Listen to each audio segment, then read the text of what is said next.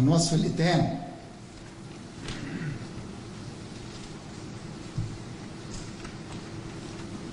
ثانيا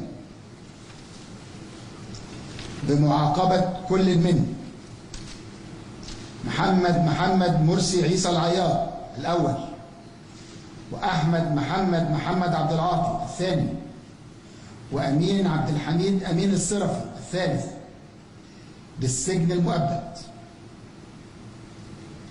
عما أسند للمتهم الأول بالبند تاسعا من وصف الاتهام.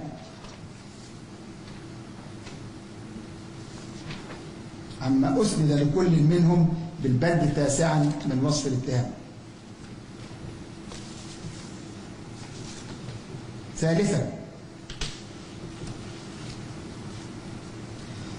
بمعاقبة كل من محمد مرسي عيسى العياط الأول، وأمين عبد الحميد أمين الصرفي الثالث، وكريمة أمين عبد الحميد الصرفي الثامنة بالسجن لمدة 15 سنة،